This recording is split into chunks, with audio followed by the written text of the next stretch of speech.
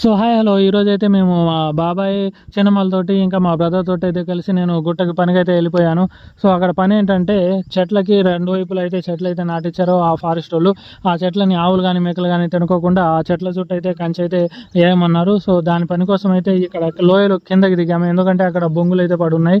ఆ బొంగుల్ని భుజాన వేసుకొని బండి మీద వేసుకొని కొద్ది దూరం ముందుకు పోయి అక్కడ పడేసి ఆ చెట్టు చుట్టూ సో 3 గాతాలు దోసి ఈ 3 బొంగులు అయితే సో అక్కడ లోపల పెట్టేశాము.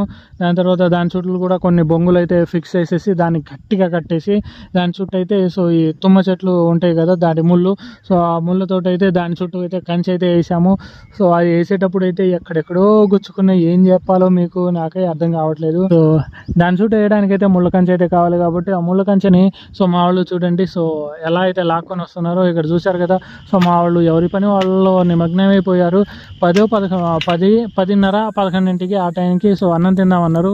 సో నేను మా బ్రదర్ అయితే జలమొహాలు వేసుకున్నాం, ఎందుకంటే మేమైతే ఈరోజు అన్నం తీసుకువెళ్ళలేదు, నీళ్ళు కూడా తీసుకెళ్ళలేదు. సో వాళ్ళ నీళ్ళే తాగేసాము, సో వాళ్ళ అన్నమే మేము తినేసాము.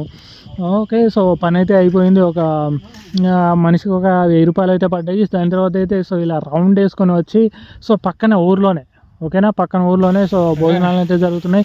అక్కడికి వెళ్ళి అయితే హాయిగా శుభ్రంగా మెక్కేసి అయితే ఇంటికి వచ్చేసాము. ఈరోజు అయితే మా ధూళి తీరిపోయింది. సో ధూళి ఎలా తీరిపోయిందంటే సో చూశారు కదా. సో మా బ్రదర్కి అయితే సో వడదెబ్బ తగిలింది అంటుండే, నేను కూడా నా పని కూడా అయిపోయింది, అందుకే కొద్దిసేపు అక్కడ పడుకోవడం కూడా జరిగింది. సో రేపటి వీడియోలో నేను మొత్తం లొకేషన్స్ మొత్తం అయితే చూపిస్తాను.